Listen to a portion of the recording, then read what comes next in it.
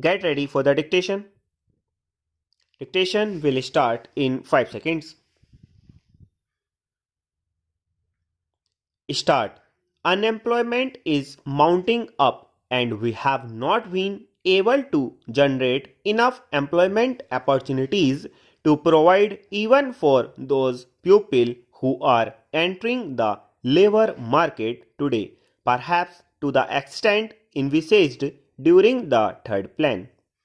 The point that I want to make is that it is not quite justifiable to take only one aspect of the third plan period, namely the exigencies of capital mobilization, out of the context of the general economic situation in the country. When we are therefore making this huge tax effort, we will have to apply our mind with equal seriousness, if not more, to see that the income generation in the community is as great as is envisaged, so that the savings and investments could be effected without disturbing unnecessarily the consumption pattern in the community.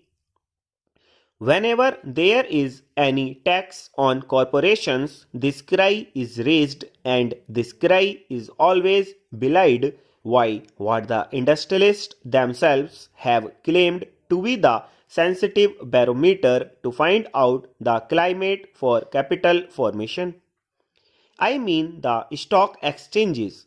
This time, the stock exchanges have reacted quite favorably to the budget proposals as a whole, which clearly shows that whatever else may be the merit of the present budget proposals, it is certainly not anti-capital.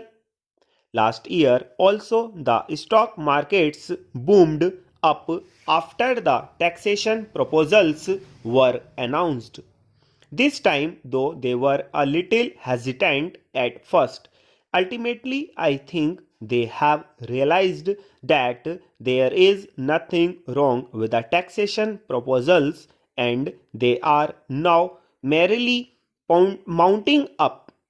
This is quite natural because there are so many benefits and advantages in our economy today that it is not difficult for the corporate sector to absorb a small rise of 5% in the corporation tax, which has been proposed by the Honorable Finance Minister. The economy of the nation today is more or less a closed economy because, due to the lack of external finances, imports have been virtually prohibited. There is a lot of planning in the country which makes risk bearing rather unlikely, and because of the regulation of the economy, internal competition is also not very great. The risk bearing capacity, which is claimed by the industrialists, really forgetting large profits and large yields on their investment, is almost non existent in our economy today.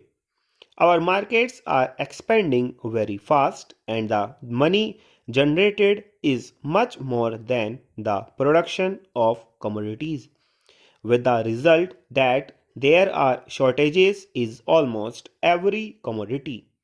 It should not be difficult for the industrialist to absorb the small rise of 5% in the corporate tax stop.